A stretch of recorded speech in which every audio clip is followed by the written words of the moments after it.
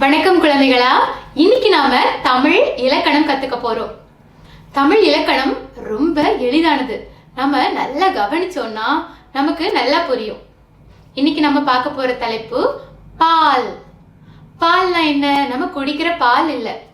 பால் அப்படிங்கிறது இலக்கணத்துல ஒரு வகை. சரியா? தமிழ் இலக்கணத்துல பால் அப்படின்னா என்ன அப்படின்னு தெரிஞ்சுக்கிறதுக்கு முன்னாடி திணை அப்படின்னா என்ன அப்படின்னு தெரிஞ்சுக்கலாம். அதோட வகைகளையும் தெரிஞ்சுக்கலாம். இந்த உலகத்துல நம்ம வாழ்ந்துகிட்டு இருக்கோம். நம்ம கூட வேற என்னெல்லாம் இருக்குது? நிறைய பொருட்கள் இருக்கு, மரம் செடி கொடிகள் இருக்கு, விலங்குகள் பறவைகள் இருக்கு. இந்த எல்லாவற்றையும் தான் திணை அப்படின்னு சொல்றாங்க. சரியா? இந்த திணைய 2 வகைகளா பிரிக்கிறாங்க. அது என்ன வகைகள் பாருங்க. உயர் திணை, அஃறிணை. உயர் திணையில யார் யாரெல்லாம் வருவா தெரியுமா? நாம எல்லாரும் தான். மனிதர்கள் எல்லாருமே உயர்திணை. மனிதர்களாகிய நமக்கு 6 அறிவு உண்டு இல்லையா? யோசிக்கும் தன்மை உண்டு. அதனால மனிதர்கள் எல்லாரையும் உயர்திணையில வச்சிருக்காங்க. மனிதர்கள் தவிர மற்ற எல்லா பொருட்களும், எல்லா விலங்குகளும், பறவைகளும், செடிகளும் அஃறிணையில இருக்கு. இப்ப சொல்லுங்க, நாய் இது உயர்திணையா அஃறிணையா? அஃறிணை. அவன் இது உயர்திணையா அஃறிணையா? இது ஒரு மனிதனை குறிக்குது இல்லையா? அப்போ அது உயர்திணை. பறந்தது இது உயர்திணையா அஃறிணையா? ஒரு மனிதனை பறந்ததுன்னு சொல்லுவோமா? பறந்தான் இல்ல பறந்தார் அப்படின்னு தான் சொல்லுவோம் இல்லையா? அப்படின்னா இது என்ன? அஃறிணை. பறவை பறந்தது. அப்போ பறந்தது அப்படிங்கிறதும் அஃறிணை தான். இப்போ உங்களுக்கு திணைனா என்ன, உயர்திணை, அஃறிணைனா என்ன என்ன அப்படின்னு புரிஞ்சிருச்சு. இப்போ நம்ம பால்னா என்னன்னு தெரிஞ்சுக்கலாம். இந்த திணைய 2 வகைகளா பிரிக்கிறாங்களா? இந்த 2 வகையும் இன்னும் 5 வகைகளா பிரிக்கிறாங்க. அதுதான் பால். எப்படி பிரிக்கிறாங்க அப்படின்னு பார்க்கலாம். திணையில முதல் வகை என்ன? உயர்திணை. இந்த உயர்திணைய பாலை அடிப்படையாக கொண்டு 3 வகைகளா பிரிக்கிறாங்க. அது என்னென்ன பால் பார்க்கலாமா? ஆண் பால், பெண் பால், பலர் பால். இதை கேட்ட உடனே உங்களுக்கு புரிஞ்சிருக்கும் இல்லையா? நம்ம மனிதர்களை 3 வகைகளா பிரிக்கிறாங்க. எப்படி பாருங்க. ஆண் பால், ஆண்களை குறிக்கும் சொற்கள் எல்லாமே ஆண் பால். பெண் பால், பெண்களை குறிக்கும் சொற்கள் எல்லாமே பெண் பால். பலர் பால் அப்படின்னா ஒன்றுக்கு மேற்பட்டவங்களை குறிக்கிறது பலர் பால். நிறைய பேர் இருக்கிறாங்க இல்ல, ஒன்றுக்கு மேற்பட்டவங்க 2 பேர் இருக்கிறாங்க, அவங்களை என்ன சொல்லுவோம்? அவர்கள் அப்படின்னு தான் சொல்லுவோம் இல்லையா? அப்போ அது என்ன பால்? பலர் பால். ஒன்றுக்கு மேற்பட்டவங்களை குறிக்கிறது பலர் பால். அடுத்தது திணையோட 2வது வகை அஃறிணை. அஃறிணைனா என்ன? உயிரற்ற பொருட்கள், 6 அறிவு இல்லாத உயிரினங்கள் எல்லாமே அஃறிணை. நாற்காலி அப்படிங்கிறது ஒரு அஃறிணை. இப்போ இந்த அஃறிணைய இன்னும் 2 வகைகளா பிரிக்கிறாங்க. பாலை அடிப்படையாக கொண்டு. அது என்னென்ன பால் அப்படின்னு பார்க்கலாம்.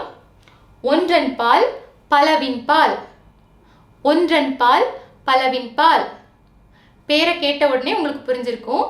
ஒரு அஃறிணை பொருளை குறித்தால் அது ஒன்றன் பால். ஒன்றிற்கு மேற்பட்ட அஃறிணையை குறித்தால் அது பலவின் பால். எடுத்துக்காட்டு பார்க்கலாம். நாய் குரைத்தது. இதுல நாய் ஒன்றன் பாலா பலவின் பாலா? ஒன்றன் பால். ஒரே ஒரு நாய் தான் குரைத்தது இல்லையா? அப்போ அது ஒன்றன் பால். ஆடுகள் மேய்ந்தன. இதுல மேய்ந்தன அப்படிங்கிற சொல்ல எடுத்துக்கோங்க. இது ஒன்றன் பாலா பலவின் பாலா? பலவின் பால். மேய்ந்தன அப்படின்னா நிறைய ஆடுகளை குறிக்குது. அப்போ அது பலவின் பால். இப்போ உங்களுக்கு புரிஞ்சிருச்சான்னு சோதிச்சு பார்க்கலாம். இங்க நிறைய சொற்கள் கொடுத்துருக்காங்க இல்லையா? இது எல்லாத்தையும் பார்த்து இது எந்த பால் வகையை சேர்ந்தது அப்படின்னு நீங்க கண்டுபிடிக்கணும். முதல் சொல்ல பாருங்க. அவள். இது யாரை குறிக்குது? ஒரு பெண்ணை குறிக்குது இல்லையா? அப்படின்னா இது உயர்திணை, பெண் பால். 2வது சொல் சென்றனர். சென்றனர் இது யாரை குறிக்குது?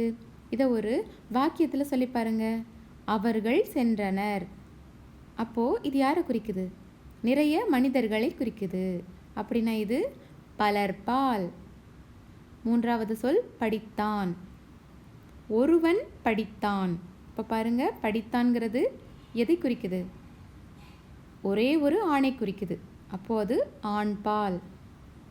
வந்தது, நாய் வந்தது. சரியா இருக்குது இல்லையா? அப்போ வந்தது அப்படிங்கிறது எதை குறிக்குது? ஒன்றன் பால். இது அக்ரிணை. அப்போ இது ஒன்றன் பால். அடுத்தது பறந்தன. பறவைகள் பறந்தன. பறவைகள் அப்படிங்கிறது நிறைய பறவைகளை குறிக்குது இல்லையா? அப்போ அது பலர்பால் இல்லையா? இல்லை, அது அக்ரிணை. அப்போ பலர்பாலில் வரக்கூடாது, பலவின் பால். இதுதான் சரி. சரி குழந்தைகளா, பிரியா சித்தி முதல் 5 வார்த்தைகளை கண்டுபிடித்து எழுதிட்டேன். இதே மாதிரி மீதம் இருக்கிற எல்லா வார்த்தைகளையும் நீங்கள் எந்த பால்னு கண்டுபிடிச்சி எழுதணும். சரியா?